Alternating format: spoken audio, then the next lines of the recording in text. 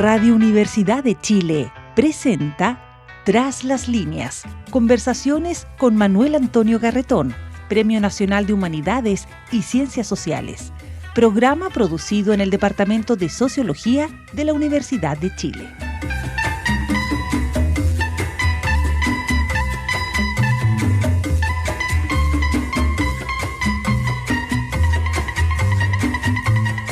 Muy buenas tardes. Bienvenidos y bienvenidas a Tras las líneas, el programa semanal del Departamento de Sociología de la Universidad de Chile, a través de esta radio, en que nos interrogamos, analizamos problemas que nos aquejan como personas, como país, como región, como humanidad, desde una perspectiva particular de las ciencias sociales. Y hay siempre una discusión respecto si la disciplina desde la cual vamos a analizar hoy día ciertos problemas pertenece a las ciencias sociales o no. Curiosamente, casi nunca están las facultades de ciencias sociales, sino en otras facultades de la universidad.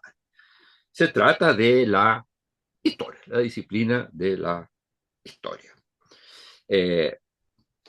Hoy día vamos a preguntarnos por la situación de las relaciones y de la política internacional hoy, tanto en términos más generales del mundo, como en términos más particulares de la política internacional, las relaciones internacionales de Chile.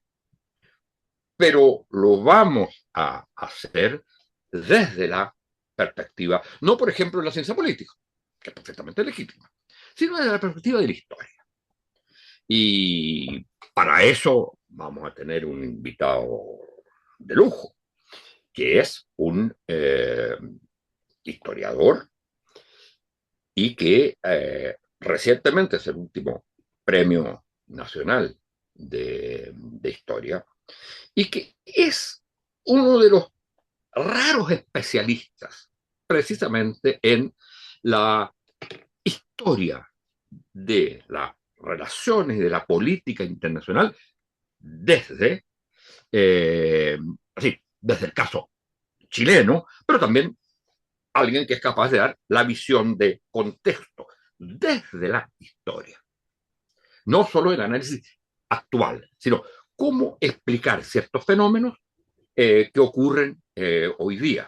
Incluso él tiene una maravillosa frase que es respecto a por qué pensar desde la historia la situación internacional, la situación de política internacional.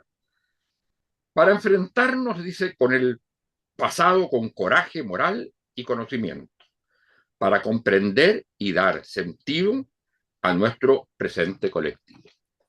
Bueno, eso es lo que vamos a tratar de hacer en unos breves 30 minutos, partiendo del hecho que estamos en una situación, uno diría muchos aspectos, pero en los términos de relaciones internacionales, del contexto mundial, de la política internacional, es posible que estemos viviendo en un cambio de época. Pero cambio de época que podemos explicar por tensión actual, que lo podemos describir en términos, pero como no podemos explicarlo, sino a través de la historia. Y en ese sentido, lo que ha sido muy importante también es el pensamiento sobre la historia que se ha tenido en Chile y cuáles han sido las principales, digamos, corrientes. No vamos a entrar en eso, pero hay un pensamiento histórico sobre la política internacional que hoy día, a juicio de nuestro invitado, y lo veremos, tiene que hacer un viraje hacia una cuestión central, que es que nos dice la historia desde el punto de vista de la conformación hoy día de un nuevo bloque o de una nueva situación de polarización.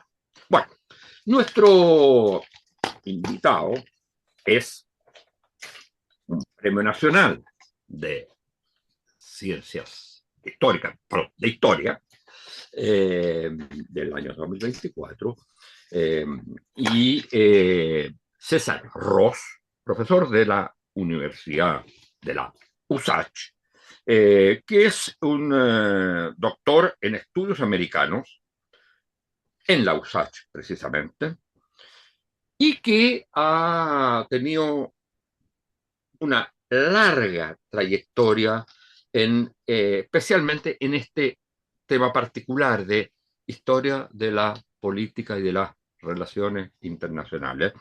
Tiene al menos dos libros que son muy importantes precisamente sobre este aspecto y una cantidad enorme de artículos al respecto. Y sigue siendo profesor de la USACH.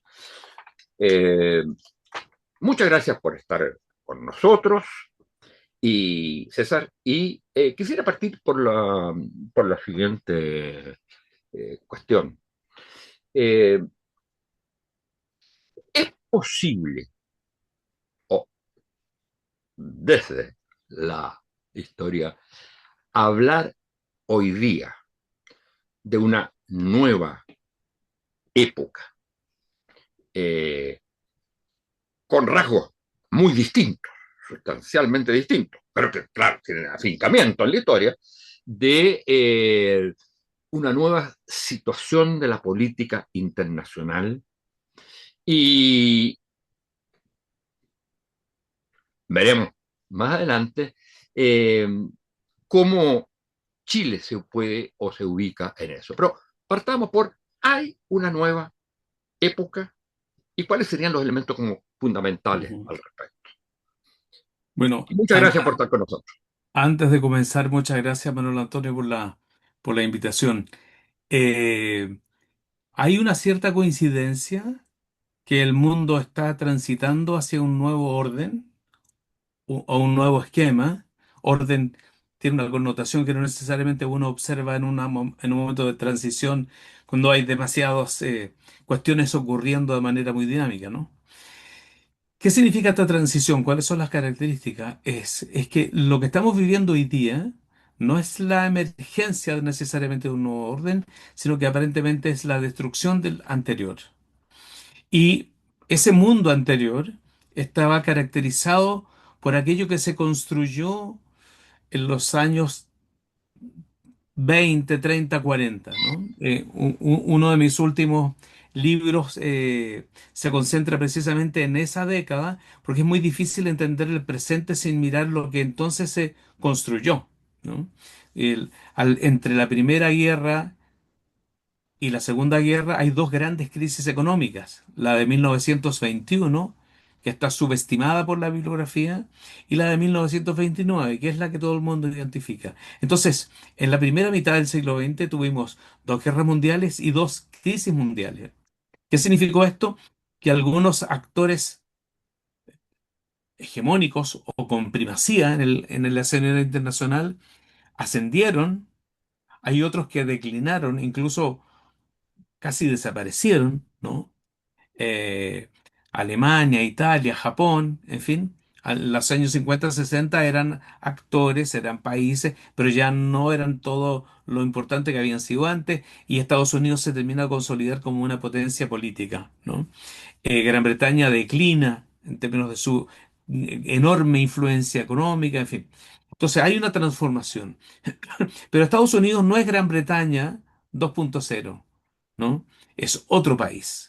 Es un país en donde el capitalismo es diferente, en donde la organización política es distinta, etcétera.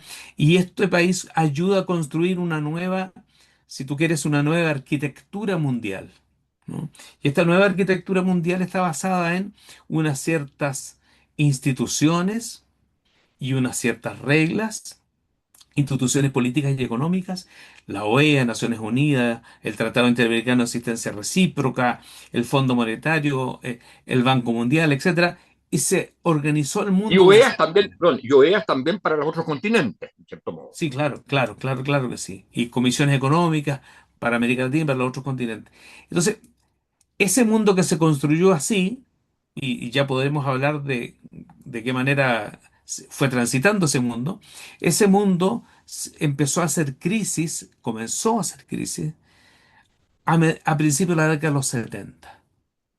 Vietnam es un ejemplo, la crisis económica del petróleo del 73 es un ejemplo, el fin de la economía llamada de Bretton Woods es otro ejemplo. Eso es muy importante, pero lo podemos tocar después si quieres.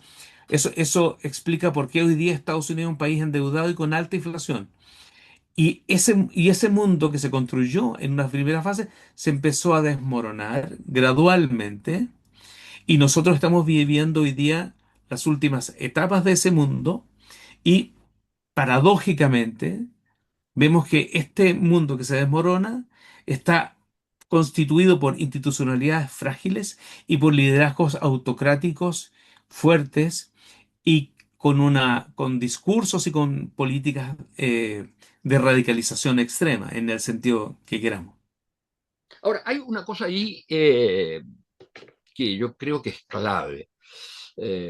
Mi impresión es que hay una, la palabra no sé si es semejanza o analogía, Ujú. con mi sensación es que se está viviendo eh, algo parecido a lo que se vivía en términos enteramente distintos, porque vivimos en otra época, eh, Ajá. tecnológica, geopolítica, etcétera. Pero a lo que fue los albores de la Segunda Guerra Mundial. O sea, ya tuvimos una anexión, en el caso, digamos, del Hitler contemporáneo, diría yo, ¿eh? Tuvo una anexión de Guatemala, perdón, de Venezuela. Ahí hubo y entonces estamos viviendo una situación que yo creo que parece, pero que tiene un límite o un tope, que es el tema nuclear. Y en ese sentido, mi pregunta, hay algo que siempre que me ha interesado mucho, que me llamó mucho la atención, es la definición de la situación actual que hacía el Papa Bergoglio, eh, Francisco I, en el sentido de hablar de que estamos en una guerra mundial por partes. ¿Qué dirías tú de eso? Mm. No, no estoy seguro de si comparto esa idea. Lo que sí es que hemos visto un proceso de radicalización que tiene que ver con un movimiento más grande, ¿no? Y tal vez nosotros vemos, como se ha dicho como se dijo en algún momento, solamente lo que está en la superficie, ¿no? La espuma de ese fenómeno. Te lo pongo en los siguientes términos. Am, Hay algo que en historia se ha trabajado mucho, y lo trabajó en primer lugar uno de los padres de la historia como disciplina, que es Tucídides, ¿no? Y se ha hablado mucho de la famosa trampa de Tucídides.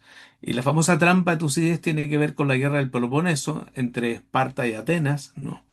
Y es un conflicto cuando una potencia hegemónica que ya está en decadencia tiende a caer y una potencia hegemónica nueva está ascendiendo y se trata de esa transición en que ninguna de las dos es suficientemente débil para declinar finalmente o para ascender definitivamente. Esa transición en que hay dos que tienen mucho poder y que están en tensión y que se necesitan incluso, pero no se pueden eliminar, es lo que llama Tucídides una trampa. Y ese fenómeno, en su momento de fricción, muestra manifestaciones similares a las que nosotros vemos, similares en el sentido estructural, ¿no? Por supuesto, cambia el contexto histórico específico y por lo tanto hay fenómenos que no ocurren, pero en lo estructural pasa lo mismo. Uno podría decir hoy día, sí, parece que estamos presenciando eso, la declinación de Estados Unidos, de la cual se habla desde el principio de la década del 70, y el ascenso de China. Pero Estados Unidos no termina por caer y China no termina por ascender o por dominar Eso hegemónicamente. significaría entonces que hoy día y hacia el futuro previsible por el momento, porque Ujú. tenemos de nuevo un mundo bipolar, uno podría decir multipolar. ¿No es cierto que hay muchos polos? Pero hay, en definitiva, dos grandes polos que son China y Estados Unidos. Eso es Así así, es. porque sobre eso te quiero... Sí es así, pero todavía no es un bipolarismo equivalente al que se vivió en la Guerra Fría, porque en términos de capacidad de destrucción por los sistemas de armas de Estados Unidos y de China, aún Estados Unidos tiene una primacía importante, pero es una primacía que se acorta a una velocidad vertiginosa. Te quiero agregar un dato.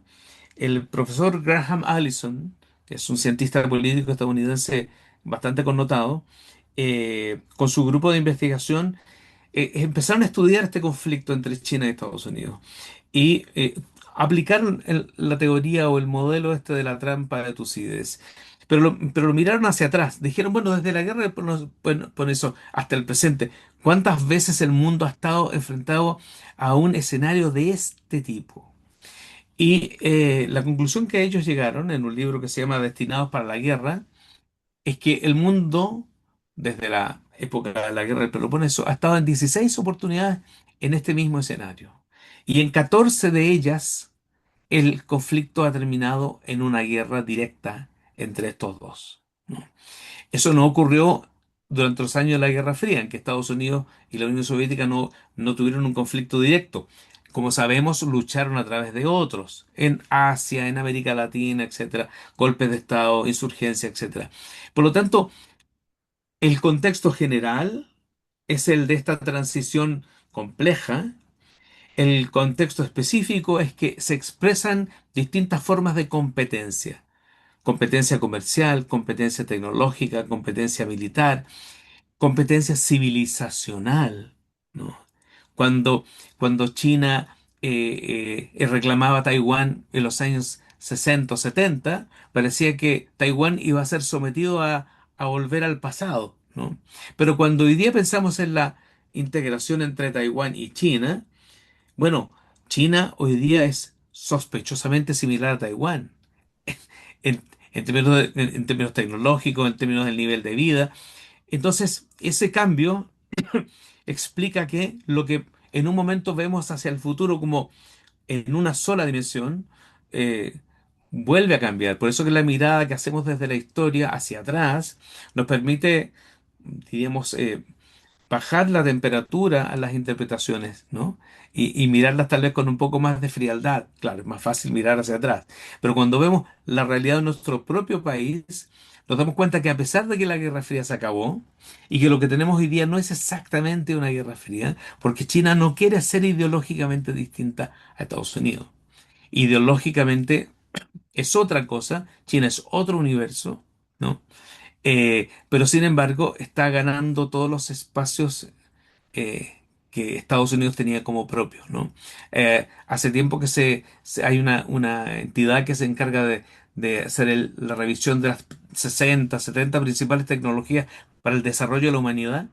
Es un seguimiento largo que hace un organismo australiano y ellos llegaron a la conclusión de que las 67, por ejemplo, tecnologías, no recuerdo el número exacto, 63 eran dominadas por los chinos.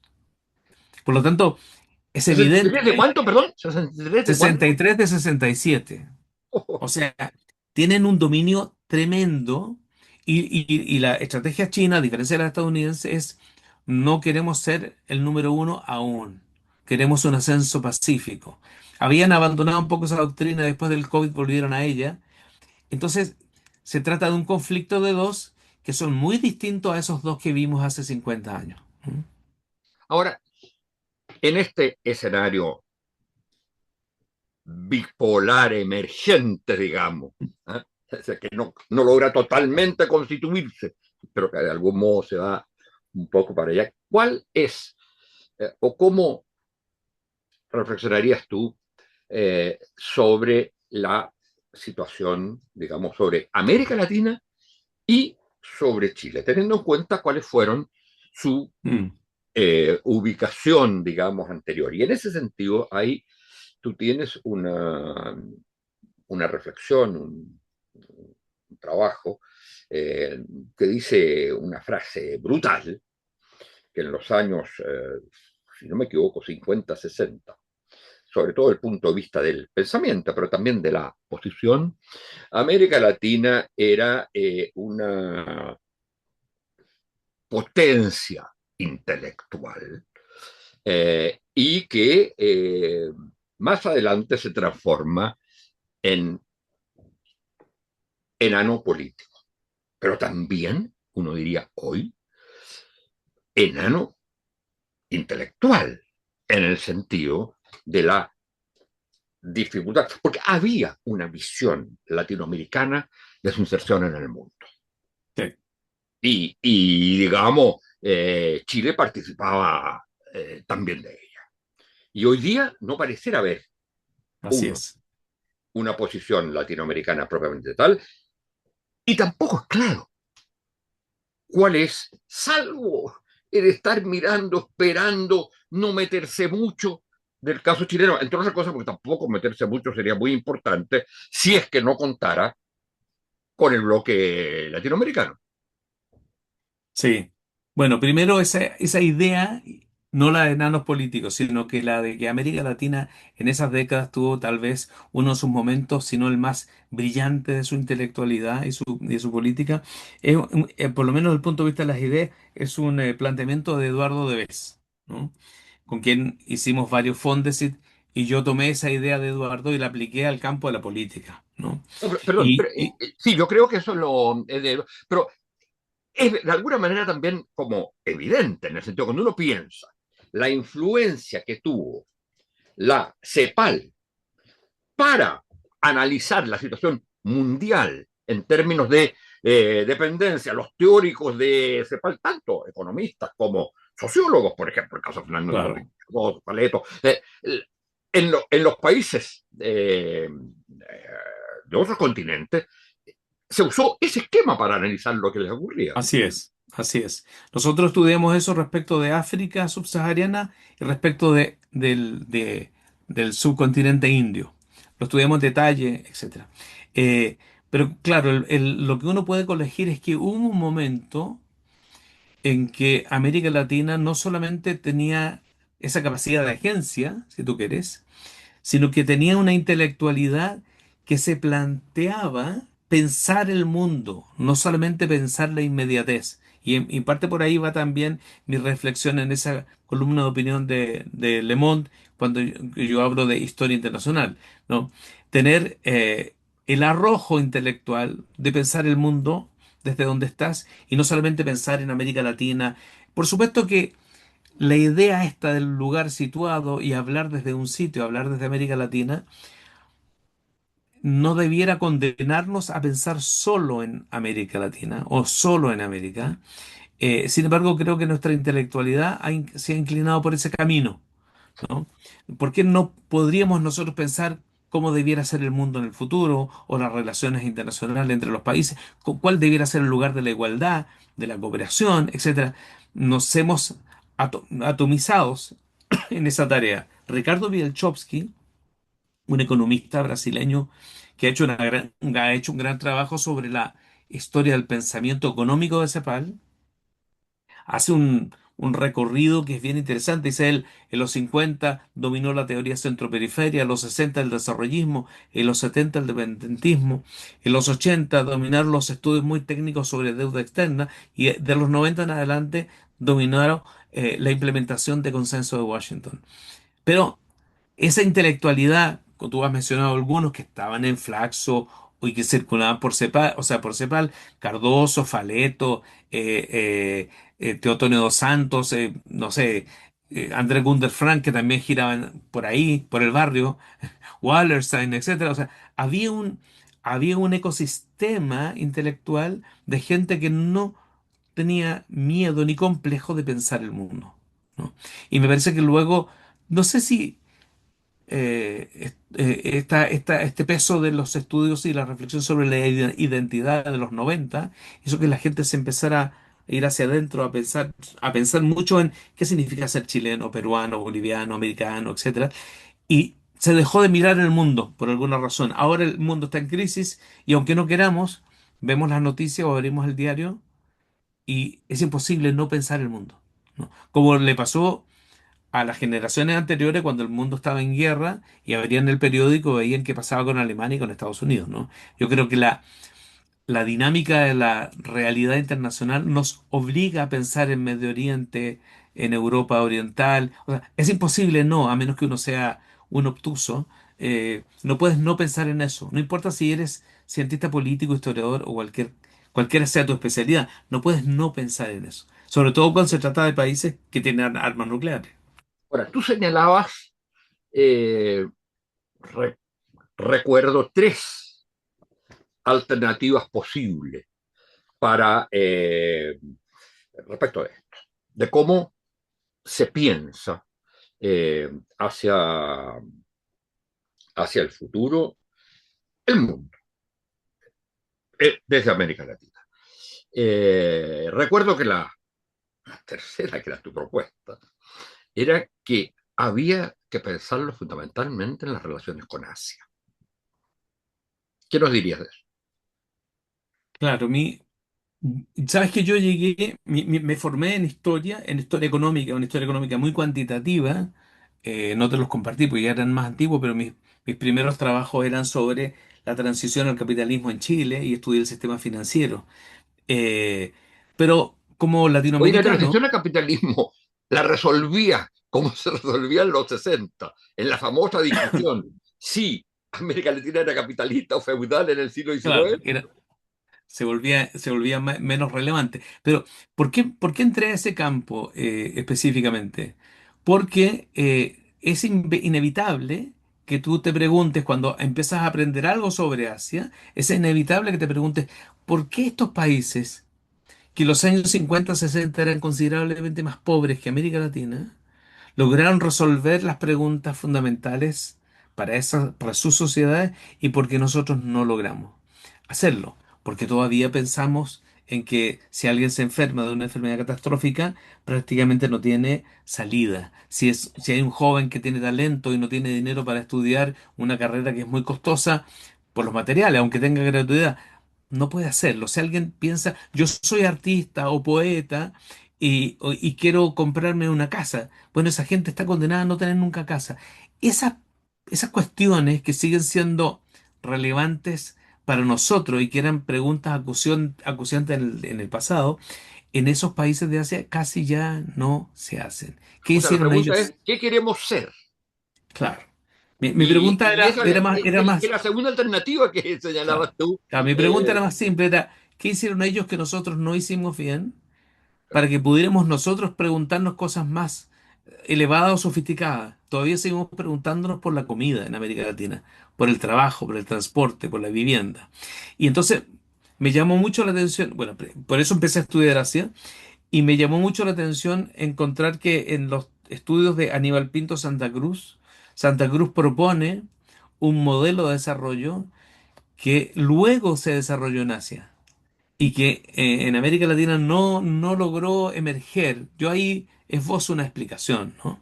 Quizá porque su libro siguiente, este libro al que yo me refiero es Hacia nuestra independencia económica, pero claro, Chile, un caso de desarrollo frustrado, fue un ensayo tan fascinante, tan agudo, tan lúcido, que yo creo que ese ensayo determinó el futuro de la carrera intelectual de Pinto, ¿no? Y finalmente él quedó trabajando en esa dimensión. Yo digo un poco insolentemente, quedamos trabajando en hacer arqueología del desastre, ¿no? Y no pensar el presente futuro. No lo pensamos. La tarea de los historiadores es pensar el pasado, pero los demás deberían haber pensado presente futuro. Y me parece que en general América Latina quedó atrapada en esa paradoja, ¿no? Bueno, Teníamos todo para hacerlo y no lo hicimos. bueno, de hecho, uno podría decir que con todo lo positivo, de alguna manera, la la teoría de la dependencia es un poco eso. ¿Ah? Eh, y tiene, cuando piensa en el futuro, sobre todo las tendencias más radicales, Ujú. fueron muy simplistas, que la única manera era hacer el socialismo. Y, Tal claro, cual. por vías que tenían que hacer quizás particulares, algunos más ortodoxos, otros no, pero eso era la, la solución posible. Así Es es. decir, algún, eh, seguir algún modelo, pero no desde el punto de vista de lo que habían tanto hecho, como el punto de vista de la doctrina que había que seguir. No sé qué opinas tú de eso. Sí, yo estoy convencido de lo mismo. De hecho, tengo una opinión muy crítica de la teoría de la dependencia, porque terminó ¿Así? convirtiéndose en una trampa, porque nos daba la solución antes que nosotros hiciéramos la investigación. Ya tenía las conclusiones escritas. No había nada que pensar. Y fíjate que hace 10 años más o menos. Esa es la más ortodoxa, tipo Wunderfrank. ¿Ah? Sí, Porque yo sí, creo sí. que la de Cardoso y Faleto permitía pensar el futuro. Sí, sí, claro. Pero lo que ocurre es que en esa teoría los supuestos generales eran los países del centro están destinados al éxito y los de la periferia están condenados al fracaso, casi no importa lo que hagan, porque entre medio hay una estructura de poderes hegemónicos de carácter imperial que van a hacer imposible que pase tal o cual cosa. Ahora, dicho eso, hay que también reconocer que la revolución científica y tecnológica que invirtió la curva de país productor de bienes, recursos naturales, país pobre, y país industrial, equivalente a país rico, esa curva recién se cruzó a fines de los 70, comienzos de los 80. Entonces, muchas de estas teorías se produjeron cuando no había evidencia empírica para pensar algo distinto. Eso es a partir del 73 casi, ¿no? O sea, es con la crisis del petróleo, ¿no? Es la crisis del petróleo del 73, pero después está la del 79 y después de la del 82. Ese lapso es en que esto se modifica, pero la revolución informática y biológica que importa para estos efectos ocurre a fines de los 70, ¿no? Y entonces eso empieza a cambiar las reglas del juego y en los 80 eso ya es visible. Quien aprovecha eso es Immanuel Wallerstein. Y por eso que Wallerstein habla de sistema mundial, o sea, muchos sistemas, y habla de periferia, centro, pero también habla de semiperiferia. Y la semiperiferia representa el lugar donde están los países que empezaron a moverse de la periferia hacia el centro, como los asiáticos, ¿no? O sea, sí era posible. Nosotros teníamos la percepción de que era completamente imposible, ¿no? Ahora, y tenemos que terminar en tu percepción más prospectiva. eh, ¿Tú crees que de lo que se trata es digamos, se trata de muchas cosas, pero que una de las cuestiones fundamentales de cambiar la manera de pensar es pensar en lo que hicieron los asiáticos? Mm, yo, más que, o sea, bueno, en este caso sí, los asiáticos. Creo que salir del ostracismo, lo que hicieron los intelectuales siempre, viajar, leer, conversar con otra gente, tenemos una intelectualidad enclaustrada. No solamente por falta de recursos, sino por falta de iniciativa. ¿Por qué no irse a Japón, a Corea o a China a debatir con colegas de allá o a la India o a África? Eh, Seguimos enclaustrados en la idea de que nuestro destino intelectual es América Latina, Europa y menos Estados Unidos. Yo creo que falta atrevimiento y falta interés por conocer a esos otros, a esas otras. Yo he estado en India, en Japón, en Corea, en China, en jornadas académicas. Te voy a poner un pequeño ejemplo para no alargarlo más. China, Japón y Corea tienen asociaciones de estudios latinoamericanos, con muchos académicos y académicas adentro, con congresos bianuales, con revistas propias que están trabajando permanentemente y la mayoría de los intelectuales latinoamericanos o no saben que existen, o nunca han ido a un congreso, o nunca han publicado en esas revistas, no se exponen a eso, no se sienten motivados por eso y prefieren recluirse en una cierta comodidad o un espacio ya conocido. Creo que para pensar de una manera un poco más atrevida, haría falta que nuestros intelectuales hicieran lo que hicieron los intelectuales del principio del siglo XIX. O sea, ¿dónde estaba Andrés Bello, ese y el otro, fines del siglo XVIII, comienzo del XIX? Estaban moviéndose por el mundo. ¿Dónde Ahora, estaba Ho Chi Minh? En París estaba en el año 17. O sea, mm, a eso me refiero. pero yo haría, y para terminar, haría una excepción. Puede haber muchas más excepciones para hacer esto. Claro.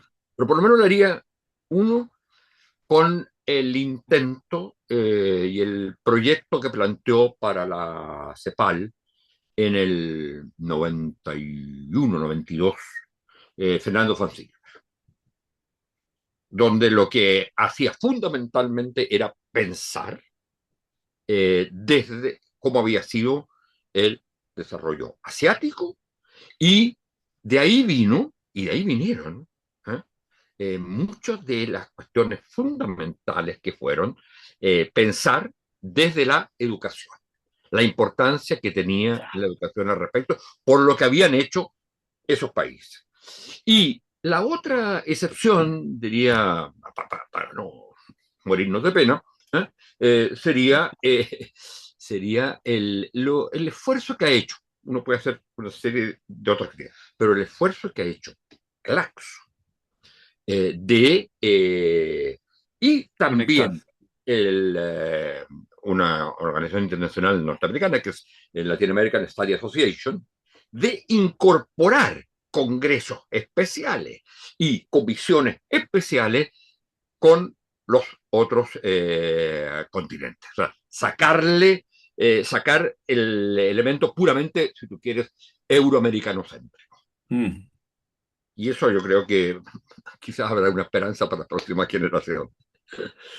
Bueno, muchas gracias por haber estado con nosotros, César, y muchas gracias a ustedes, señoras y señores auditores, y será hasta la próxima semana, auditores y auditoras. Radio Universidad de Chile presentó Tras las líneas, conversaciones con Manuel Antonio Garretón, Premio Nacional de Humanidades y Ciencias Sociales, programa producido en el Departamento de Sociología de la Universidad de Chile.